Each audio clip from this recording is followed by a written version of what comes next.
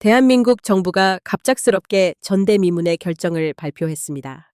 바로 중국인 유학생 300명의 체류 자격을 취소하고 전원 강제 출국시킨다는 내용이었습니다. 아무도 예상하지 못했던 사태에 전 세계가 놀랐고 중국 사회는 순식간에 대혼란에 빠졌습니다. 중국의 주요 뉴스 사이트는 접속이 폭주해 일시적으로 마비되었고 SNS에서는 부당한 차별이다, 노골적인 정치적 보복이다라는 분노가 들끓으며 그야말로 패닉 상태였습니다.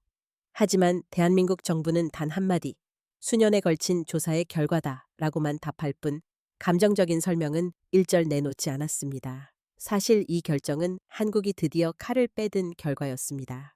수면 위로 드러나지 않았던 너무나도 방대한 부정의 증거들, 그리고 선의에만 의존해온 제도의 한계. 왜 한국은 이런 강경한 조치를 취했을까? 왜 300명이었을까? 정말로 차별이었을까? 오늘 이 문제를 감정이 아닌 구조와 사실에 근거해 철저히 파헤쳐 보겠습니다.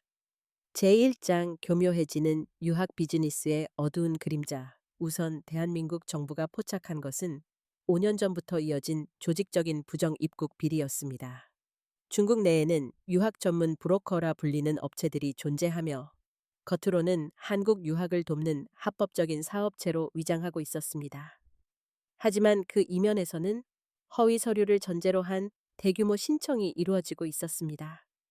특히 문제가 된 것은 잔고 증명서 위조였습니다.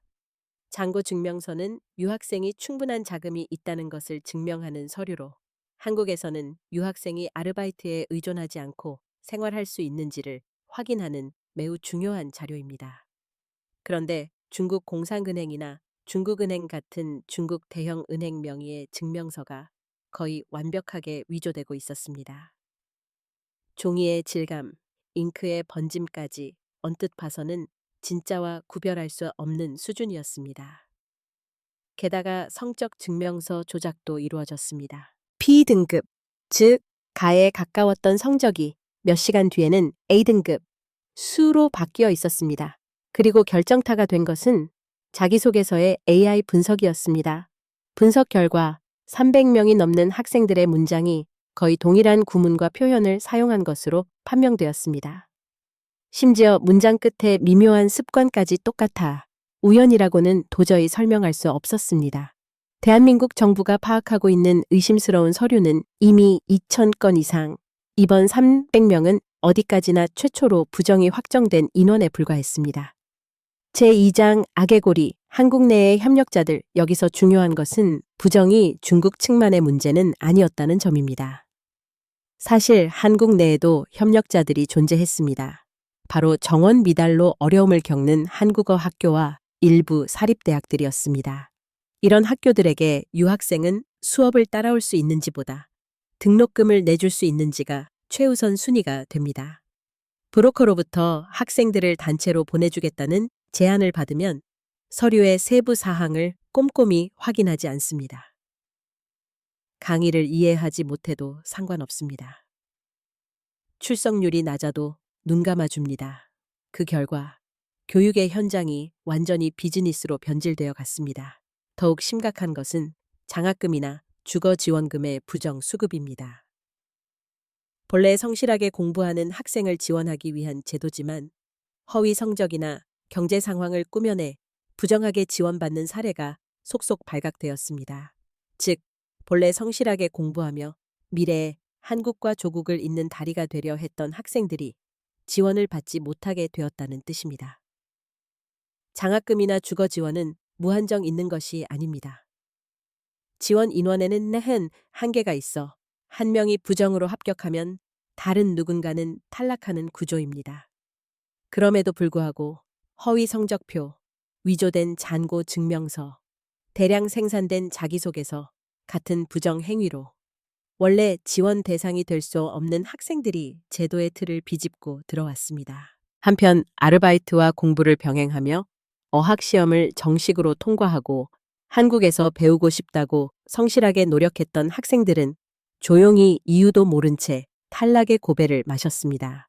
이는 단순히 제도상의 실수가 아닙니다. 성실하게 제도를 이용하려던 사람들이 의도적인 부정 행위에 의해 배제되는 구조가 만들어진 것입니다. 더욱 심각한 것은 이 부정이 제도 그 자체에 대한 신뢰를 내부에서부터 무너뜨리고 있었다는 점입니다. 성실하게 해봤자 소용없다. 편법을 쓰는 쪽이 이득이다. 이런 분위기가 퍼지면 유학제도는 더 이상 교육을 위한 장치가 아니게 됩니다. 결국 이번 문제는 300명을 처벌하는 것에서 끝날 이야기가 아니었습니다. 성실함을 전제로 유지되던 국제 교류의 틀이 소리 없이 무너져 내리고 있었습니다. 대한민국 정부가 더 이상은 좌시할 수 없다고 판단한 것은 바로 이 지점이었습니다. 제3장 비뚤어진 가치관의 정체와 역사 교육, 그렇다면 왜 이렇게까지 죄책감 없이 부정이 저질러진 것일까요? 한국 측의 조사에서 드러난 것은 가치관의 차이였습니다. 일부 학생들은 이렇게 말했다고 합니다. 한국의 제도는 허술하다. 쓸 수 있는 건 당연히 써야 한다. 그 배경에는 역사 교육의 영향이 있었습니다. 한국을 일방적인 가해자로 가르치며 한국은 이 정도 불이익은 감수해야 한다는 생각, 한국의 지원이나 제도를 속죄의 연장선으로 여기는 사고방식이 결과적으로 장학금이나 유학제도를 호의가 아닌 당연한 권리로 바꿔버렸습니다. 한 교육 관계자가 들었다는 한국을 잘 알아서 약점을 배우러 왔다는 한마디에 현장은 얼어붙었다고 합니다. 90년대에는 중국인 유학생의 실종률이 극도로 높았던 시기도 있었습니다. 즉, 이런 일이 처음은 아니었다는 것입니다. 한국 제도의 선의를 이용한 허점은 이번에 갑자기 생긴 것이 아닙니다. 사실 유학생 제도가 본격적으로 확대되기 시작한 90년대 이후 한국은 일관되게 먼저 믿는다는 자세를 유지해왔습니다. 서류에 미비한 점이 있어도 언어 문제일 수 있다. 문화 차이일 것이다 라며 의심하기보다 수용하는 방향으로 판단해왔습니다. 예를 들어 연락이 두절된 유학생, 출석률이 극도로 낮은 학생, 아르바이트에 지나치게 의존하는 학생. 이런 사례가 발견되어도 즉시 처벌하기보다는 무슨 사정이 있을 것이다. 조금 더 지켜보자며 시정 지도에 그쳤습니다. 즉, 제도는 언제나 개선의 여지가 있다는 전제하에 운영되었던 것입니다. 하지만 그런 자세가 오랫동안 지속된 결과 어떤 변화가 일어났습니다. 한국은 엄격하지 않다. 웬만한 편법은 눈 감아준다. 규칙의 경계를 넘으면 이득을 본다. 그러한 인식이 일부 브로커와 학생들 사이에서 거의 상식처럼 공유되기 시작했습니다.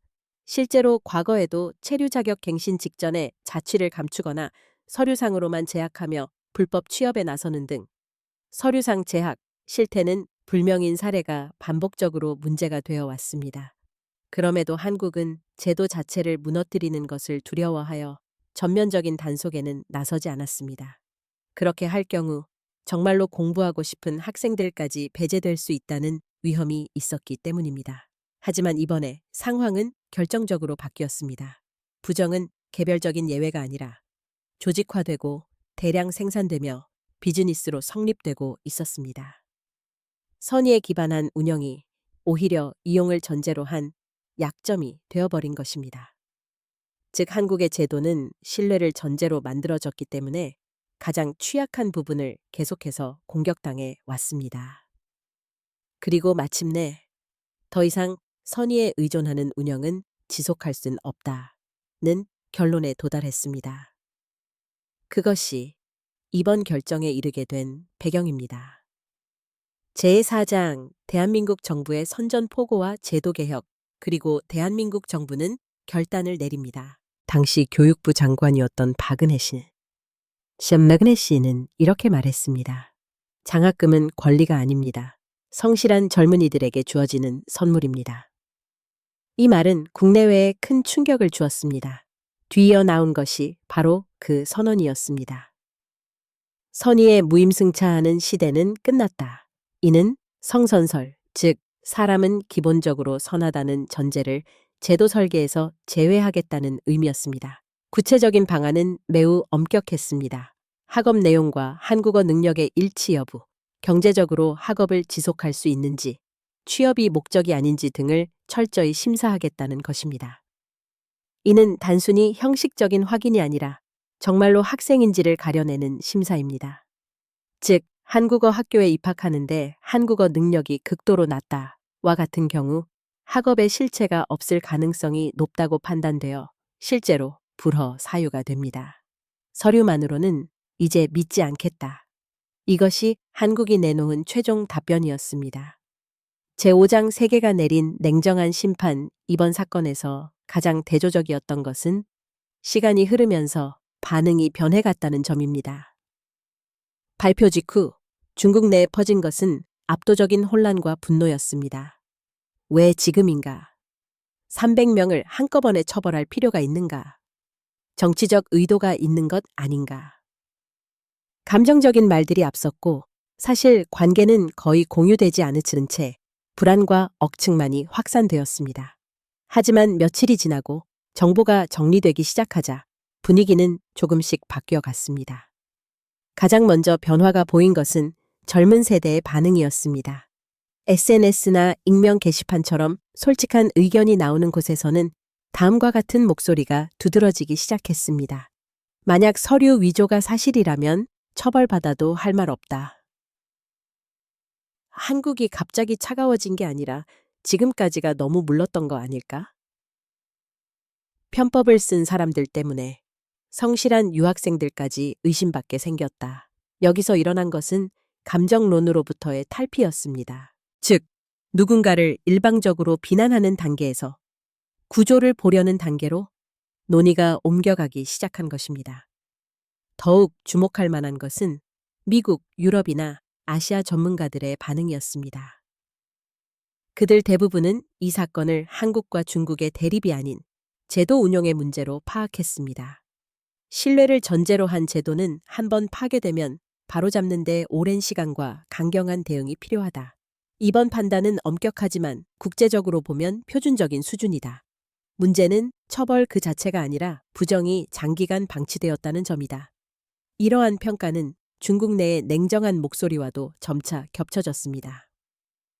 한국이 잘못했는가가 아니라 누가 신뢰를 무너뜨렸는가, 이 관점이 공유되기 시작했을 때 논의의 분위기는 크게 바뀌었습니다. 감정이 앞서면 사람들은 불공평하다, 피해자다 라는 말을 사용합니다.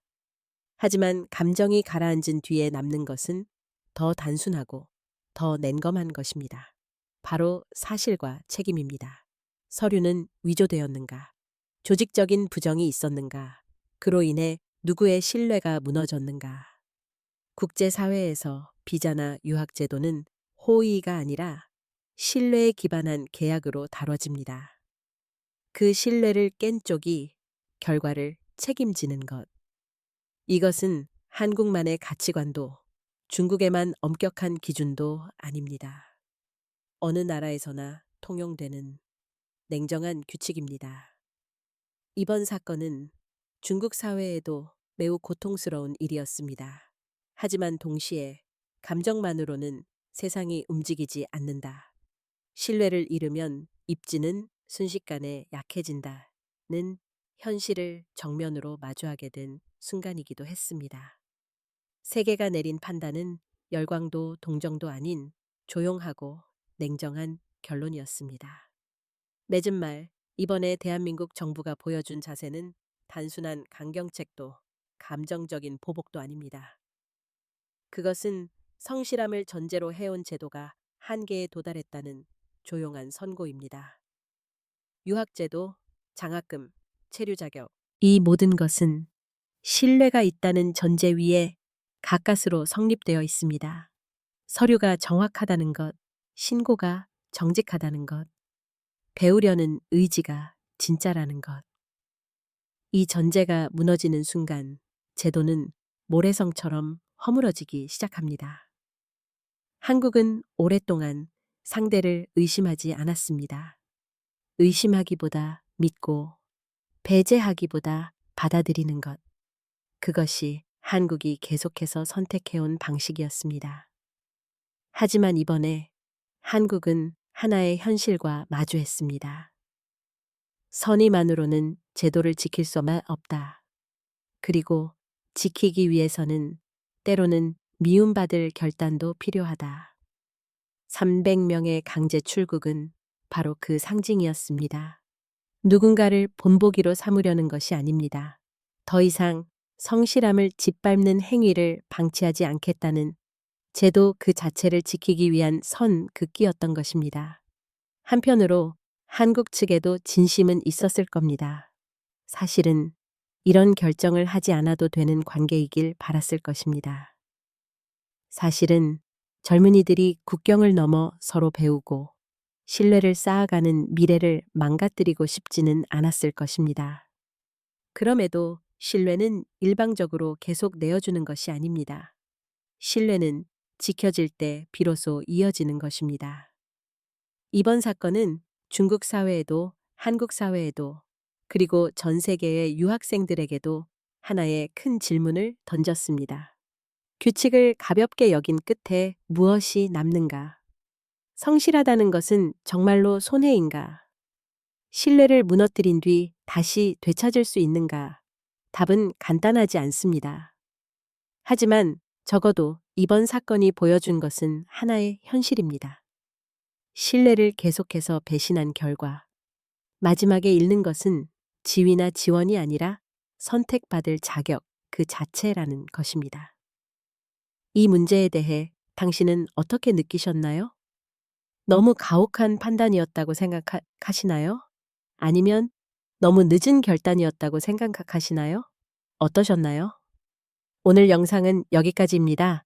여러분의 감상을 댓글로 남겨주세요. 끝까지 시청해 주셔서 감사합니다. 다음 영상에서 다시 뵙겠습니다.